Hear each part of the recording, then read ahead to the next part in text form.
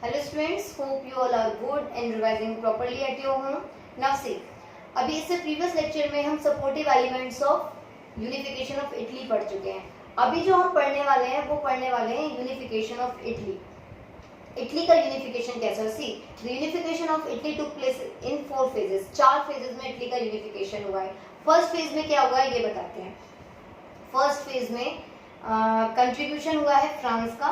France के contribution के साथ मतलब फ्रांस की असिस्टेंटशिप ली है इटली ने, और साथ ही साथ मतलब नेपोलियन के कंट्रीब्यूशन लिया है, फ्रांस का कंट्रीब्यूशन लिया है, साथ ही साथ सार्डिनिया में कौन आके मिल गया है? लॉम्बार्डी। अब आप कहेंगे सार्डिनिया आपको याद होगा, मैं बता चुकी हूँ। जिस तरह से यूनिफिकेशन ऑफ जर्मनी में सबसे बड़ा रोल प्ले किया था किसने? प्रशिया ने। इसी तरह से यूनिफिकेशन ऑफ इटली में सबसे बड़ा रोल प्ले किया था सार्डिनिया, क्योंकि सार्डिनिया एक पावरफुल स्टेट था और काबूल यानी केवल उसका ये मानना था, जो डिप्लोमेटिक वहाँ का रूलर था इटली का, उसका ये मानना था कि Sardinia can bring out the unification of Italy. अगर इटली को यूनिफाई कोई कर सकता है तो दैट इज ओनली सार्डिनिया। सिर्फ और सिर्फ कौन कर सकता है? सार्डिनिया। नाउ सी, अब बात आती है कि फर्स्ट फेज में क्या हुआ। फर्स्ट फेज में ऐसा होता है कि नेपोलियन थर्ड जो किंग मतलब रूलर था एक तरह से फ्रांस का एक रूलर था, नॉट किंग, एक रूलर था फ्रांस का, नेपोलियन थर्ड। हुआ क्या कि नेपोलियन थर्ड सार्डिनिया के बॉर्डर पे अप्रॉक्स 1 मंथ वेकेशन के लिए आया हुआ था। काबूल को ये बात पता चल गई। काबूल को कोई इनविटेशन नहीं था, काबूल ने खुद को सेल्फ इनवाइट किया और नेपोलियन थर्ड से मिलने वहां पहुंच गया।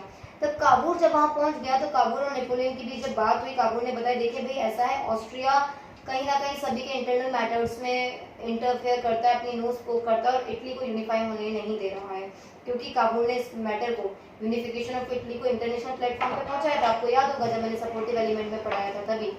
तो फिर क्या होता है, काबूल ने नेपोलियन से जब बात की तो नेपोलियन और काबूल के बीच एक एग्रीमेंट हुआ कि ठीक है हम ऑस्ट्रिया के खिलाफ तुम्हारा साथ देंगे। तो फ्रांस असिस्टेंटशिप करेगा सार्डिनिया को, सार्डिनिया मैं बोल रही हूँ तो मतलब इटली, फ्रांस असिस्टेंटशिप करेगा सार्डिनिया को कि सार्डिनिया का साथ देगा with 2 lakh soldiers. 2 lakh soldier जो होंगे, 2 lakh soldiers will going to assist the army of Sardinia. 2 lakh soldiers of France army will assist the army of Sardinia against Austria, Austria के खिलाफ। उसके बाद इसमें होगा क्या? इसमें ये होगा कि नेपल्स और सिसिली ये 2 जगह क्या रहेंगे? पोप के अंडर में ही रहेंगे। किसके अंडर में रहेंगे? पोप के अंडर में ही रहेंगे।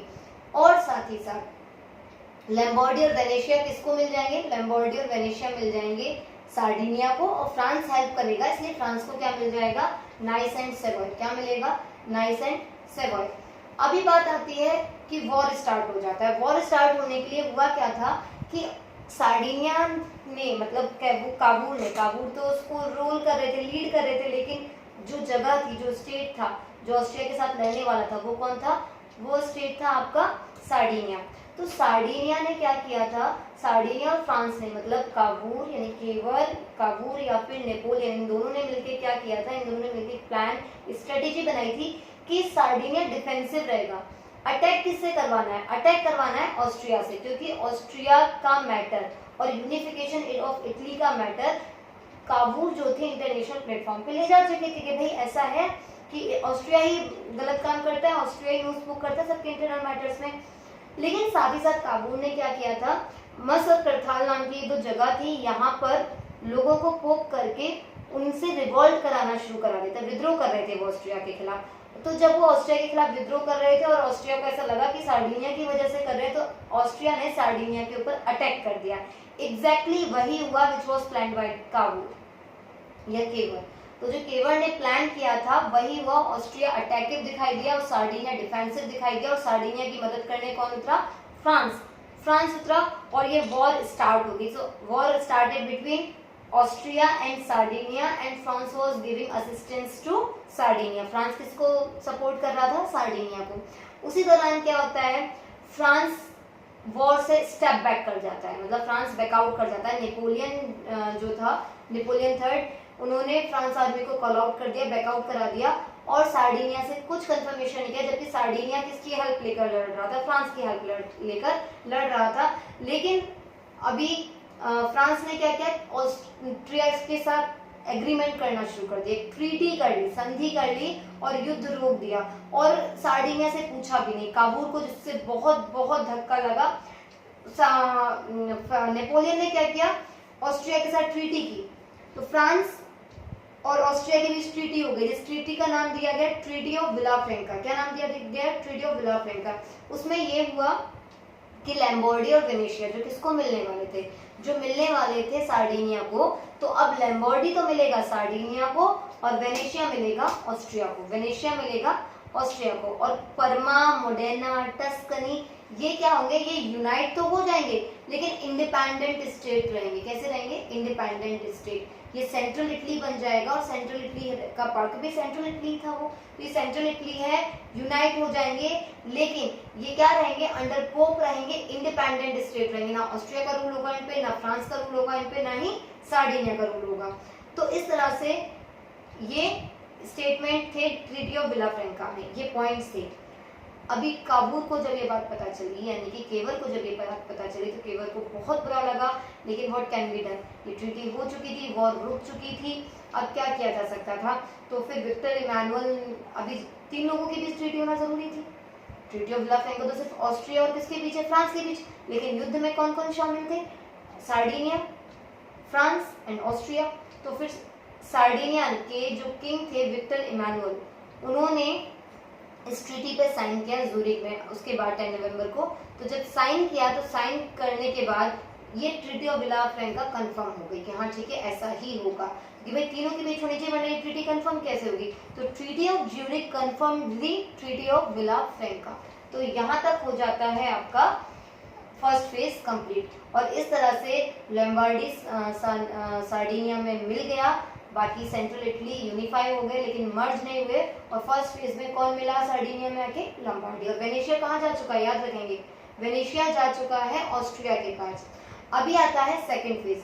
सेकंड फेज में क्या होता है कि ये जो सेंट्रल इटली था, परमा, मोडेना, टस्कनी, इंडिपेंडेंट स्टेट हो गए थे, किसी का रूलर नहीं, कोई रूल नहीं कर रहा था इनके ऊपर, लेकिन ऑस्ट्रिया की नजर तो बरकरार थी, ऑस्ट्रिया की नजर तो बरकरार थी, भाई वो तो सभी के इंटरनल मैटर्स में रोल प्ले करता है।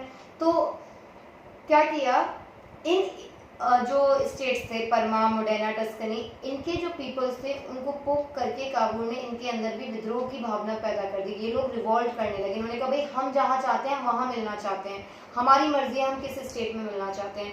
कुछ इंग्लैंड में मिलना चाहते थे, कुछ फ्रांस से मिलना चाहते थे, कुछ इटली में यूनिफाई होना चाहते थे। तो काबूल ने एक और डिप्लोमेटिक स्किल देखी। इंग्लैंड की उस वक्त पॉलिसी चल रही थी कि not to interfere in the internal matters of any of the other nation, किसी और नेशन के इंटरनल मैटर्स में उन्हें इंटरफेयर नहीं करना था। तो इसके चलते इंग्लैंड की तो इस तरह से हेल्प मिल गई। फ्रांस को चुप करा दिया गया भाई कि तुमको बोला था ना हमने कि नाइस और सवॉय देंगे, नेपोलियन थर्ड को तो कहे थे कि भाई तुमको नाइस और सवॉय मिलेगा, तो तुमको नाइस और सवॉय मिलेगा, आप प्लीज शांत रहिए, तो आपको कुछ नहीं करना। फिर वोटिंग की गई, लोग कोई इंग्लैंड में मिलना चाहते थे, कोई फ्रांस में, कोई सार्डिनिया में, मतलब इटली में।